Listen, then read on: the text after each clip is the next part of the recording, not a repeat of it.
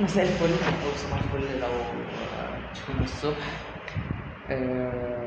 طيب دلوقتي نبدأ برشلونة ريال. انا كلامي مش هيبقى كتير طيب أنا برشلونة، أنا برشلونة بالنسبة لي ماشي. برشلونة بالنسبة لي مفيش زي ما قلت الحلقة اللي فاتت، مفيش تغييرات كتير عن السيزون اللي فات. أنت لما جبت صفقات يعتبر راشفورد دكة واخوان جارسيا بس يعتبر، فانت لسه ماشي ناس يعني ربنا هنسيبه بس لايوه. بس انا بتكلم دلوقتي على حته ان انت تتاخر جولين قدام ليفانتي، ما انت برضه لسه قدام مشكله في الدفاع. ايوه رومنتادا، وايوه في اخر في البلاس 90 انا كل الكلام ده على راسي، كنت متاكد ان احنا هنرجع كل ده. بس انت برضه توصلت عندك نفس المشكله بتاعت ان انت تتأخر وكده ترجع، وقدام فرق مش تقيل. يعني أنا قدام الريال ممكن أتقبلها، ماتش في الأبطال عادي جدا أتقبلها برضه. بس أنت قدام ليفانتي لسه فاتح حديثا، يعني أنت آخر ماتش لعبته كان معاك لوك ديونج وأوباميانج باين، فلا يعني ده من كام سنة، ده من أول ما جيت شايف. فأنت لا مستحيل طبعا يبقى ده الوضع الطبيعي. هجومك حلو، ولو كأنني حاسس إن اللعيبة مش بتأدي 100%، بس شغال. خط النص طبعا أنا بجد نفسي يعني بدري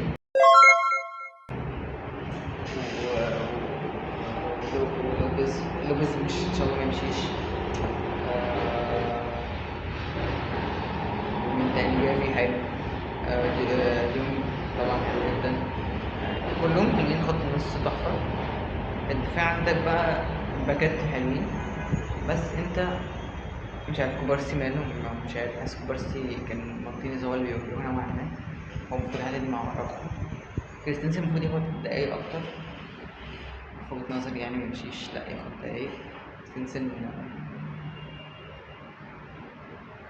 لأ، يعني أنا بجد يمكن أحسن اتنين دخلوا برشلونة آخر فترة.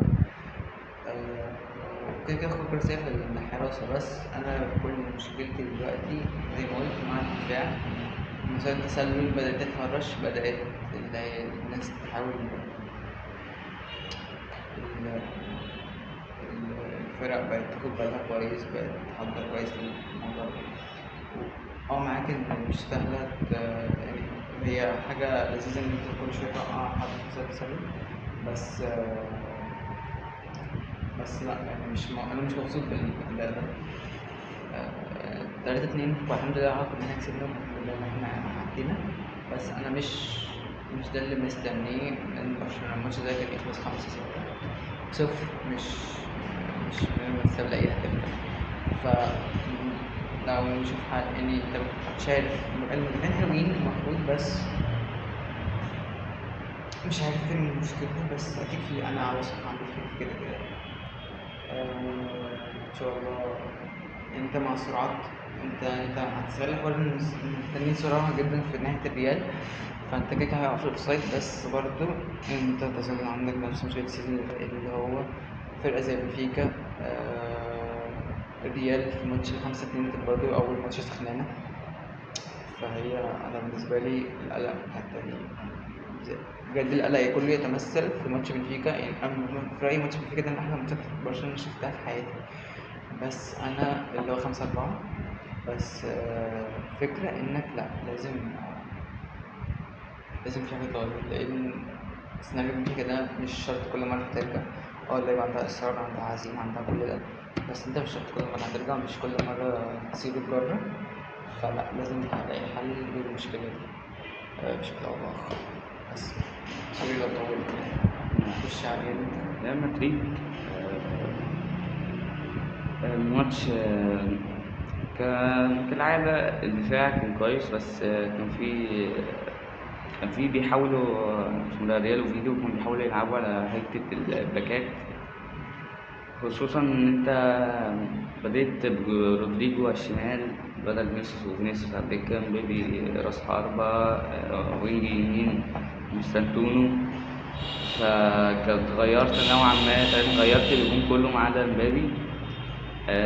رودريجو كان عامل لا عامل شوط حلو، بس مشكلة إن رودريجو عنده مشكلة في حتة إن هو لو ما جابش جون فهو كده عامل أداء سيء جدا، فهو هيبقى متعصب، هو هيبقى مش عارف إيه، فهو ما أعرفش عايز يجيب جون بحيث اللي هو أنا أهو مش عارف إيه، بس هو لسه يعني هو مش بقالك كتير ما بتلعبش، فأنت مش هتنزل تجيب جون غير لو أنت حظك حلو قوي. هو تقريبا يعني سمعت ان هو متضايق من مبابي ان هو بياخد كل فرص منه، بس بالعكس انا شايف ان مبابي بيحب بينوع نوعا ما، بيباص، بيعمل اسيستات اكتر. مبابي يعني لك مفيش كلام عليه الصراحه، فينيشر بقى يعني بشع، حلاوه يعني بشع من الحلاوه يعني. سرعه وكل حاجه يعني مبابي معرفش مرعب بقى، مرعب يعني. شبه نسخة باريس يمكن أعلى، أي كرة بتجيله جون يعتبر. فلا يعني مبابي حلو. وفينيسيوس لما قعد دكة ونزل في الشوط التاني حسيته نوعا ما اللي هو إيه، أنا ممكن أقعد على الدكة فهيبقى في خطر على مستقبلي، ففي الحركات دي فنزل. لا عمل تقريبا أول مرة يعمل شوط حلو كده من ساعة الموسم اللي فات مثلا. عمل أسيست وجاب جون. أي نعم متخانق مع الحكم، بس لا يعني كان عامل شوط حلو جدا، احسن شوط ليه. مبابي حاسه بقى يعني هو بقى بيحاول يعني لو حصل حاجه في الملعب هو اللي بيحاول يهديه ومش عارف ايه، فكده بيحاول يظبطه يعني. حتى طبعا كل شاف لما مسك بقه ومش عارف ايه، فدي حاجه كويسه. خايف على الفريق فعلا، خايف عليه، خايف ان هو لو اخد طرد يضيع الماتش الجاي، فلا دي حاجات كويسه. مستنتونو موهبة حلوة بجد يعني، اللي عمل شوط حلو و يعني حلو، بس محتاج برضه طبعا محتاج ياخد ماتشات أكتر، يتأقلم أكتر. انا عندي سؤال كده، معلش انا اسف. ليه كونستانتينو اتسجل في الرديف عادي والجادج عندنا مش راضي؟ يعني بجد نفس لما دايما نفس الحوار، بس الاتنين تحت السن. بس تيباس انا وافق ان كونستانتينو يتسجل في الرديف عادي ويطلع. بس تيباس ما زعلان، ايه؟ تيباس زعلان من كده، اللي هو عمال ورافض تماما ان الراجل يتسجل. معرفش يعني، ما هو كان عامل حوار عشان ان مستنتونو يتسجل في الرديف وده هيبقى غش قانوني ومش عارف ايه. طب ماشي، بس دعم في الاخر، بس انا مش راضي يعمل كده خالص. مش عارف انت بس ده بجد يعني محدش بيحبه. انا ساعات بيجي يعني، بس انا في رايي انا كنت شفت حاجه لعمر خالد من فتره، ان وانا مقتنع بيها جدا، ان الاثنين الفرقتين في اسبانيا، ريال وبرشلونه، بيتجاملوا نوعا ما. الاثنين هما الاتنين بيجاملوا طبيعي، يعني بس مره هنا ومره هنا. بس التحكيم الاسباني محدش يعني محدش صعب قوي، صعب جدا جدا، اصعب من الدوري الانجليزي. كورتوا الصراحه، لا كده كده برضه. انا اسف يا عم يعني الصراحه الراجل ده شايلنا شايله سودا يعني. الراجل من ساعه بقاله 4 مواسم. انت واخد 5 ابطال منهم 3 ما كنتش جوه من غير كورتوا عالمي، انا مش عارف كورتوا فاضل له بس مثلا ياخد كاس عالم ولا حاجه ويصنف. بس لا صعب مع بس بلجيكا. لا عالمي ايه؟ صعب مع بلجيكا طبعا، بس لا انا كورتوا هو بلجيكا مش في نظري كورتوا لا يعني انا بالنسبه لي ما اعرفش، انا ما حطيتش كاسس قوي، بس انا ما اعرفش بحسه احسن من كاسس، ما اعرفش. انا حاسس ان الناس عندها احساس كبير قوي من الحوار ان انت تقارن حد دلوقتي من بتوع زمان. عشان انت شفتهوش بس لا، بس انا بالنسبه لي مع اني برشلوني، بس لا كورتوا بيصنف من احسن الحراس التاريخ. كنت ممكن تقارن بتاريخ تجيب. لا يا عم لا يا راجل بس لا بس لو بتقارن موسم بموسم، الموسم ده كان كورتوا مش حلو، الموسم ده هو اول موسم كورتوا اول ما جه ده كان سيء. كورتوا كانت اي حد مش عارف اللي هو الموسم بتاع الدوري اللي خدناه بتاع تشافي، كان كورتوا مش حلو، كان كانت الفرقه كلها مش حلوه، بس لا كان كورتوا اصلا باين بيتصاب كل شويه حاجه كده يعني. بس لو كورتوا فورمته طبعا كفايه ماتش الريال والليفر من نهائي الابطال، شال كمية كور من ماني وصلاح هو من بعيد. بالنسبة لي أحسن حارس جه في تاريخ ريال مدريد صراحة. خوان جارسيا طلع قال لك ان قدوته في الحراسة كورتوا. كورتوا يا جدعان أنا متكامل أنا الصراحة في متضايق. حتة الحراسة، بعيدا عن اللعب برجله شوية ده عنده مشكلة بسيطة. أنا بالنسبة لي أفضل حارس في التاريخ ده بالنسبة لي نوير، ده بعيدا يعني. فكورتوا طريق بس نوعا ما حتة كورتوا عنده مشكلة في اللعب برجله. طبيعي واحد قد كده رجليه يعني صعب يلعب بيه الصراحة شوية. فلا كورتوا ظبطنا على الآخر. ويسن برضه مدافع عالمي صراحة، عالمي ويسن بجد. انا من الموسم اللي فات نفسي يجي برشلونة. من أكتر صفقة مثلا فرحت بيها مثلا الموسم ده. صح. لا يعني صفقة أنت كنت محتاجها كتير، وأنت لسه محتاج مدافع تاني، يعني أنت محتاج مدافع يخلص. هما كانوا بيتكلموا على حد كانوا بيتكلموا على كوناتي باين، بس مش عارف. ما اعرفش انا اوبي، انا سمعته الموسم الميركاتو تاني فتح عند ريال مدريد، ده اللي سمعته مفروض سبايوس. ده سبايوس مشى اللي هو بنسبة كبيرة جدا هيجيبوا حد بداله، لو ما مشاش هيقعد بقى خلاص مفيش شغل. بس انت يعني هو الليفر كانت بتفكر ان هم يبيعوا كوناتي نص سيزون عشان حوار انه ما يقررش يعني ان هم يبيعوا بالمجان، فمش عارف حاسس ان بس كوناتي مش حل امثل يعني، بس هيحل اكيد احسن من انا موجودين سمعت يعني. في مدافع من فرنسا صغير زي ما بيقولوا ايه؟ اسمه جيرمي حاجة مش عارف ايه، بس هو اسمه جيرمي حاجة، مدافع صغير بس. بس فعلا الفانتزي بقى عايزين نوريكم تشكيلة. بص بقى عشان انا دوشت في المونتاج المرة اللي فاتت. هنحط التشكيلة فين؟ في النص هنا؟ ولا كده؟ ولا اجي جنب ولا اجي جنبك وأحطها على جنب؟ لا في النص. في النص؟ اوكي انا موافق. دي هحط لكم انا تشكيلة لازم دي تشكيلتي. بلغ كان عندي واتصاب طبعا عطاني نقطة. نوري كان عندي واتصاب طبعا عطاني ما نقطة. بدأتش بالحراسة. بالمر عندي اتصاب عطاني صفر. فلا تشكيلتي كانت متدمرة، وأليسون عطاني نقطة، وبلغ عطاني نقطة، مين عطاني نقطة؟ نوري عطاني نقطة، هوي بتاع كريس ويلس عطاني نقطتين الحمد لله، رايندرز عطاني نقطتين، بالمر عطاني صفر، صراحة عطاني 5 ده تقريبا اللي نططني. قدوس جاب لي 3، هالاند جاب لي 4 عشان بيكابتنه، يا اخوي عطاني 1. دubrovka الحارس اللي كان على الدكة عطيه 6، رمسي 0، فريمبوك 0، وبرنا 0. فأنا تشكيلتي 100 دمار. مش عملت وايلد كارد. قلت في كل ماتش الجولة اللي فاتت شوف كانوا بعملوا فين. الوايلد كارد عملتها، بعت طبعا أليسون، عدلت جبت السماء. السيلس، وبعت بالر، وبعت بالمر، وبعت نوري، بعت هوي، عملت الضربة. تشكيلتك تشكيلتي جاب 75. قلت لكم انا اول جوله بالنسبه لي تبقى اصعب جوله واخر جوله عشان انت لسه بتتعرف على الناس. فانا لعبت وايت كارد الجوله اللي فاتت، في الحراسه هندرسون جاب لي نقطتين، اينا 1، دي كيوبر ده 0، وكوريا 5، كاليفيري 13 بحبه جدا، بويمو نقطتين، صلاح 5، انزو 10، إيكيتيكي 9، ريتشارلسون 4، وجيوكريس مكابتنو 24 نقطة. الدكة بورو 5، رايندرز 2، أندرسون من نوتنجهام 2، وبيزو 0 من أستون فيلا. أنت توقعك مين هيتألق الجولة الجاية؟ الكابتن مين الكابتن مين؟ هو صعب يتألق قدام أرسنال. أنا حطيت الكابتن مفاجأة. إيه؟ كريس وود؟ لا مش جايبه أصلا.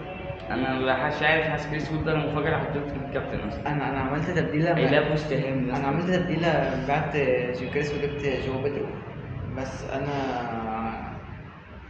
حطيت الكابتن على انزو فرنانديز. هم هيلاقوا مين؟ انزو تشيلسي هتلاعب بل لا ده السيزونات هتلاعب مش عارف، بس كان ماتش سهل فولا باين.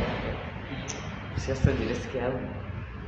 ما انا هحطه، انا يا ابني ما انت بفكر ما احطه في شفتش السوق. الاول، انا معاه 3 من البيرنلي وعملت الكابتن على تيمبر. انا بفكر اعمل تريبل كابتن على كريس وود. تريبل؟ هتلعب تريبل؟ لا بفكر ليش. يا ابني ازاي انت لعب ويت كارد اصلا؟ اه صح، هعمل كابتن بس هعمل كابتن. مش هينفع. الولد هيعمل استهان يا اسطى، كريس وود مش عارف. ففكر اعمل عليه كابتن. انا من السيزون اللي فات كريس وود كل ما يبقى في ماتش انت ضامنه جدا وانت بجد بتبقى واثق فيه قوي، الناس كلها مختاره خسر، وماتش تاني يكون ميت وانت اساسا بيلعب ليفر ولا بيلعب في ارسنال هتلاقيه بيتألق انت، فانت ده كريس وود بالنسبه لي يعني. كده كده يعني انا بحبه كل حاجه بس كبر يعني، كفايه كريس وود يعني. طيب نخش على محلي. لو المحلي بقى. كده انا متفق. نبدأ زمالك. اعتبر ان هي مش نتكلم عن مودرن سبورت. مودرن سبورت. لا ما كملناش. متكلمناش لا. ماتش مودرن سبورت ماتش كان حلو، الزمالك بيلعب حلو نسبيا. انا لغايه دلوقتي مش هقيم الزمالك لغايه دلوقتي في الاداء، لان هو لسه فريق بيتبني ولسه برضه اللاعب ما انسجمتش طبيعي، لان ما فيش غير اللاعب مثلا او لاعبين اللي اتضموا مع المدرب في المعسكر مثلا. فكل الصفقات اللي بعديها ما حدش عارف المدرب مش عارفها، فلسه برضه الانسجام واحده واحده، طريقه اللعب برضه لسه بتبين واحده واحده طبيعي في اي فرقه. ماتش بالنسبه لي كان كلمه السر كانت عبد الله السعيد كان عامل ماتش حلو قوي بالذات في الجون الاول. عبد الله السعيد كان في لقطه في الجون الاول، الزمالك مش عارف يخرج بالكره، ودي احلى حاجه في عبد الله السعيد اول ما يلاقي الفرقه مش عارف تخرج بالكره وهو عامل شغل جبار ودماغه تشتغل ويديك الخلاصه.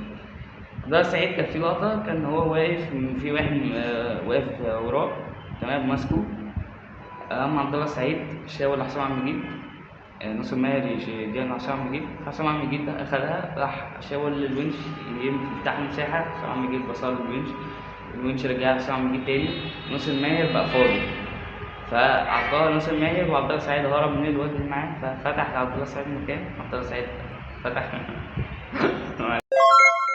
معلش هو كان غريب بس عبد الله السعيد فتح المساحة، وبعدها عبد الله السعيد طار في قلبنا وتقريبا ده الجون تقريبا حاجة تقريبا كده. اخوان قلبنا حلو. الواد حلو جدا، وانا بس هو الواد طبعا برازيلي الاهلي محتاج وينج بيلعب بالشمال. حرب ده يلا. فالمهم اخوانا الفينا انا عنده بس مشكله بسيطه جدا جدا، مشكلته قوه التسديد بتاعته. انا حاسس ان هو وقت رجليه ضعيفه شويه في حته التسديد، بس غير كده الواد حلو وده ظهر في ماتش اسمه ايه ده ماتش المودرن وماتش اللي فات فاركو. الماتش اللي فات بتاع فاركو كان فيه اللعيبه انت لو هتعدي هجيب لك اصابه، لو ما عدتش خلاص ده كويس انا هقطع الكوره. فكميه فاولات اتحسبت الزمالك بسبب اخوان قلبنا كانت رهيبه. الواد يا دوبك يعدي من واحد للتاني واحد يموت دخل شايطه، اللي هو يعني لامين يامال لو كان بيلعب في الزمالك او في الاهلي الواد كان هيجيله البصه دي ده 100%، لان حرفيا مش ممكن لعيبه عندنا في مصر هنا استنى ما يلعبوا في المحل. فاللعيبه هنا في مصر يعني ايه، يعني هتعدي هتهدي عنيفه وده طبيعي يعني نوعا ما. بس شوف بنزا انا مبسوط بيه، معرفش في ناس مش مقتنعه بيه، انا مقتنع بيه جدا وحاسس الواد ده لسه عنده كتير. وانت يعني من الضل للنار يعني كان عندك مستوى شلبي راح تشكي بنزا، بالنسبه لي ده بجريد من الكلب يعني طبعا. مع ان مصطفى شلبي عامل اداء كويس مع البنك الاهلي وانا متوقع له لانه ما بيعرفش يلعب في فريق جمهوري. فشيكو بنزا لا يعني الواد هو اخوان قلبنا في كيمستري حلو قوي معاه، وياني فيريرا ده استغل الفكره دي. حتى الجون الثاني بتاع مودرن سبورت كان عباره عن شيكو بنزا نزل عن منطقه الهجوم عند اخوان قلبنا، واخوان قلبنا نوعا ما راح شويه عند حته شيكوبانزا، وافضل ساعتها ده اخونا قلبنا، او مش عارف افضل ساعتها وصل مهم، و اخونا قلبنا وصل شيكوبانزا، وشيكوبانزا عمل دوران حلو جدا، وحتى بطريقه طبعا عشان الجبل اللي عمل لي كده، بس حاله بقى صعب خالص. لا مجابات صعب، وصبحي حتى الجون اللي دخل في صبحي والونش. هو ما اعرفش، هو يعني الونش مش عارف ماله. هو الونش، انا بالنسبه لي الونش عامل موسم حلو لغايه دلوقتي، بس هو ما اعرفش الجون ده كان غريب، ما اعرفش ماله. وانت الزمالك بيتمتع بصلابه دفاعيه حلوه جدا، لان انت لعب لغايه دلوقتي تقريبا 4 ماتشات. يمين. الزمالك لعب 4 ماتشات، اه. دخل فيه جون واحد واون جول، فده حاجه دايما مش مسبوقه تقريبا حصلت لنا قبل ازاي كده. ما دخلتش في الجون؟ الزمالك دخل فيه جون واحد. يمين انتوا خسرانين ماتش، اول ماتش ليه؟ خسرتوا من حد؟ ما خسرناش احنا تعادلنا ماتش واحد. كان 0-0. بتهزر؟ لا فاكر انتوا فتحوا ما دخلش جون جول. يا عم سهلة يا عم، عندك ماتش اسمه راميكا خلص 2-0، 2-0 ماشي. مقاولين 0-0، مقاولين صح. عندك مودرن سبورت خلاص كده 2-1 وجون اون جول، وعندك ماتش فاركو خلاص 1-0. وهو انت لعب 4 ماتشات داخل فيه جون واحد واون جول، فده حاجة حلوة جدا، صلابة دفاعية حلوة. عمر جابر عنده مشكلة في الهجوم دي واضحة بقالها سنين، يعني أنا أتمنى بارون ده يكون جاي، أتمنى الواد ده يعمل جبهة حلوة مع أخوان قلبنا. مين؟ بارون ده واحد أفريقي صغير. عندكم مكان انتوا في هو تحت السن، اوكي. ما ده كان بيلعب في أفريقيا تحت السن، فهو الواد حلو جدا، أكتر واحد عمل أسيستات تقريبا في البطولة، فالواد ده لو جه طبعا هيعمل جبهة خرافية هجومية مع أخونا قلبنا. بس عمر جابر دفاعيا كويس، هجوميا ملط للأسف نوعا ما، وما بيعرفش يعمل عرضيات، دي مشكلته، عمر جابر ما بيعرفش يعمل عرضيات. بس ده اللي انا بقوله. محمد صبحي عامل مشكله معايا. ماشي. ماتش الاهلي كان الجوله اللي فاتت باي. الجوله دي كان عندك غزل المحله في المحله. ماتش طول عمره بيبقى رخم ومقفل، بس المشكله كانت على يعني على قد العيال. انا واحد برضه بتفرج على الدوري المصري، لكن هو كان من اكتر حاجات كانت ليا ساعتها على الدوري الداخليه وامير عادل. فانا بجد الراجل ده يعني يمكن انا بحبه، بس مش كده يعني.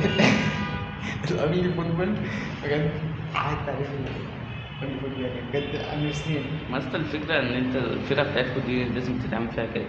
مش عارف يا عم ايه كل ده. انا الشناوي نادرا لما شفت الماتش ده اصلا. انا جيت انا كنت بره، كنت في مشوار، جيت على شوط تاني، قعدت فتره اتفاجئت اصلا ان الشناوي اللي بيلعب، كنت ماسك مصطفى شوبير دلوقتي، وده مش ميم، ده بجد. ف... فبجد الحوار مضحك جدا. كويس ان فيرو نزل 5، بدل 5 أجانب كلهم، أنا مبسوط بده.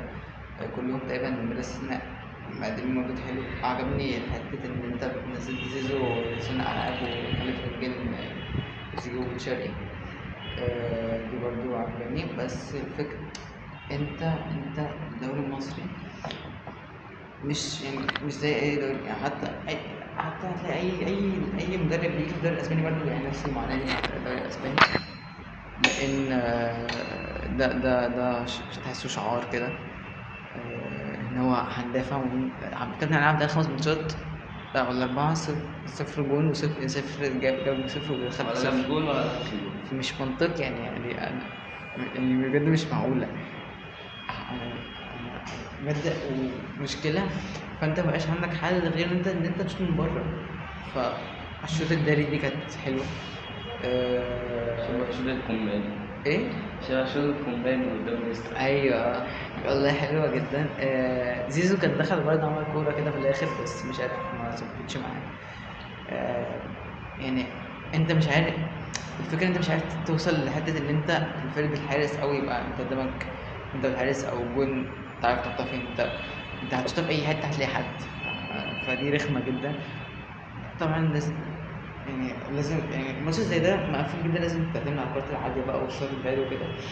وده اللي ما لاحظتوش قوي صراحه، حتى الفاولات والكورنرات بيطلعوا على الارض، فده شيء برضو ما يتحسب على ريفيرو. بس الفكره انه ماتش مقفل زي ده في الدوري المصري، انت لازم تلعب عالي ومن بعيد وكل ده. التكتيك بقى وان انت تخش وتيجي وتروح وكده مش بيظبط مع كل الفرق، خصوصا الدوري المصري ممكن يظبط في افريقيا في كاس العالم للانديه في البطولات الكبيره دي، انما في الدوري المصري مع فرق كده ما اعتقدش. لا، مش ده الحل الامثل. مش هتسرع الهجمة على ريبيرو، لسه قدامه ماتش بيراميدز هيفرق كتير، سواء مع يوروسيتش مع بيراميدز او مع ريبيرو في الاهلي. بيراميدز برضو شفت انت الماتش بتاع اللي فات اليوم؟ ماتش غريب جدا. موديل خسروا 2-1 باين او 2-0. مباراة وحشة أوي أوي. بيراميدز وحشة جدا، وكل ماتش ليهم طرد، مش منطقي يعني. بس مصلحة ان الشبيب مش هيلعب، انا مبسوط بده جدا. وقال لك كمان صبحي ومصطفى برضه مش هيلعبوا، مصلحة، كل ده مصلحة.